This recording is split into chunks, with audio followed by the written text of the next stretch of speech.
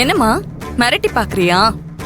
இப்ப நீ சொல்றதெல்லாம் கேட்டு அப்படியே பயப்படுறதுக்கு நான் ஒன்னும் உன்ன மாதிரி சொகுசா வளர்ந்தவ இல்ல. சின்ன வயசுல இருந்தே பயங்கரமா அடிபட்டு வளர்ந்தவ. இந்த மிரட்டல் உருட்டெல்லாம் வேற எங்கேயாவது போய் வச்சுக்கோ. உன்னால முடிஞ்சதை பாத்துக்கொடி போ. நீ திருந்துறதுக்கு உனக்கு எத்தனையோ வாய்ப்பு கொடுத்த. கடைசியா இப்ப கொடுத்த வாய்ப்பையும் தட்டி கழிச்சிட்ட. இனி நீ திருந்துவனு எனக்கு அந்த நம்பிக்கை இல்ல. நான் வாழ வந்த குடும்பத்தை எப்படி காப்பாத்தணும்னு எனக்கு தெரியும். இப்பவே திருமமா கிட்ட நான் எல்லாத்தையுமே சொல்றேன். அப்பதாண்டி உனக்கு புத்தி வரும். ஆட்டோ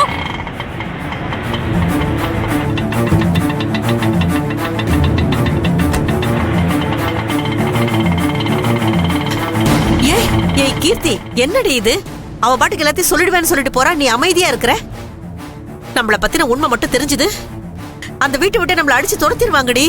இவ்வளவு நாளா நம்ம போட்ட திட்டமெல்லாம் பாழா போயிடும். நம்ம தோத்து போயிடுவோண்டி. மா, இப்ப ஏன் பதட்டப்படுற? உன் பொண்ணு அவ்வளவு சீக்கிரத்துல ஒண்ணு தோத்து போயிட மாட்டா. ஏன் மேல நம்பிக்கை வை. அவ எவ்வளவு தூரம் போறான்னு நானும் பாத்துறேன். வா வா.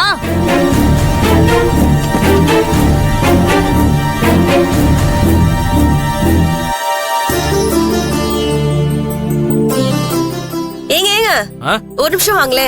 என்ன விஷயம் மகா? வாங்களே, கொஞ்சம் வீட்டுக்கு தேவையான மிளகா மல்லி எல்லாம் கொஞ்சம் காய வச்சு எடுத்து வச்சிருக்கேன். இத போய் அரைச்சிட்டு வந்துருங்களேன். இப்பதாம்மா வெளியில போயிட்டு வரேன், அதுக்குள்ள ஒரு வேலையை கொடுக்குறீங்க. ஒரு வேலை தான், அரைச்சிட்டு வந்துருங்களேன். போங்க. வா திரு.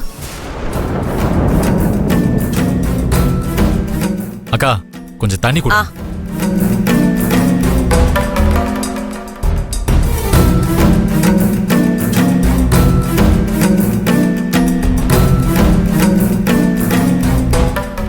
ஏங்க, தனித்தனியா அரைச்சிருங்க எல்லாத்தையும்.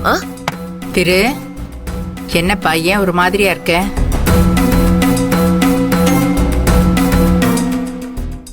ஏண்டா, மத்தியானம் சாப்பிடறதுக்கு வீட்டுக்கு வரேன்னு சொன்னேன், வரவும் இல்ல. சாப்பிட்டியா இல்லையா? ஏண்டா டல்லா இருக்க, என்னாச்சு? இல்லக்கா, இன்னைக்கு நம்ம கேஸ் கோர்ட்ல வாய்தாக்கா. திடீர்னு வக்கீல் வர சொன்னாரு, அதான் அங்க போயிட்டேன். இப்பதான் முடிச்சிட்டு வரேன். கோர்ட்டா? என்னப்பா சொல்ற? அங்க எதுக்கு நீ போன? அம்மா, அதான் கீர்த்தி ஒரு பில்டர் கிட்ட பணத்தை கொடுத்து ஏமாந்தால, அந்த கேஸ் தான். வாய்தா என்னாச்சுடா? நல்லது நடந்துச்சா இல்லையா? அந்த பில்டர் கிட்ட இருந்து நமக்கு பணம் கிடைச்சிரும்ல? கிடைக்கும் தாக்கா, நம்புறேன். அதை நம்பிதான் வாய்தான்னு கோர்ட்டுக்கு அலைஞ்சுக்கிட்டு இருக்கேன். பார்க்கலாம்.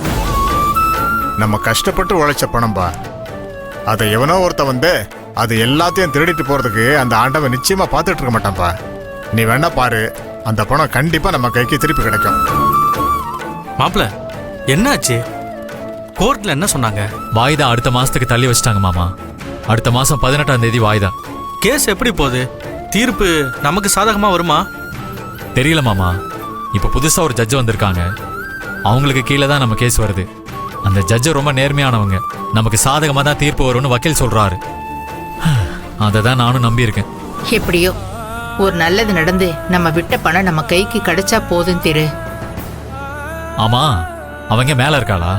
யாரு, கீர்த்தியா? அவதான். ஏண்டா, அம்மாவும் பொண்ணு இன்னும் ஹோட்டல்ல இருந்து வரவே இல்லையே, உனக்கு தெரியாதா? வீட்டுக்கு வரலையா? நான் கோர்ட்ல வாய்தா முடிச்சுட்டு கிளம்பும்போதுதான் ஹோட்டலுக்கு போன் பண்ணேன். அவங்க 2 பேரும் ஹோட்டல்ல இல்லையே. அந்த நேரத்துக்கு கிளம்பியிருந்தா கூட இந்நேரத்துக்கு வீட்டுக்கு வந்திருக்கணுமே. எங்க போய் தொலைஞ்சாங்களோ?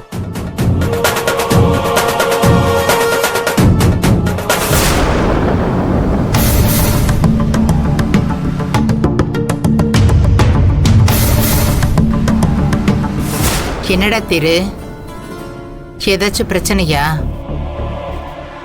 உன்னதாண்டா கேக்குறேன். என்னாச்சு? ஏதாச்சும் பிரச்சனையா? என்னத்தம்மா சொல்றது?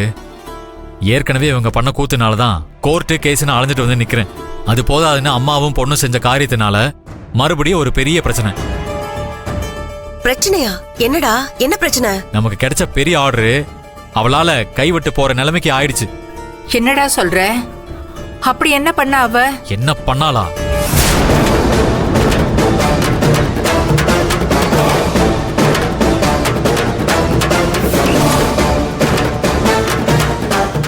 இந்த மாதிரி ஆளுங்களுக்கு ஆர்டர் கொடுக்க கூடாது.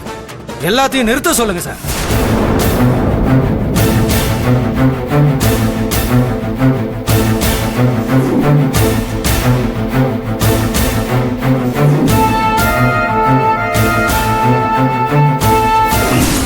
மட்டும் அந்த ஆர்டர் நம்ம கை விட்டு போயிருந்துச்சுன்னா நம்ம ஹோட்டலுக்கே பெரிய கெட்ட பேர் ஆயிருக்கும்.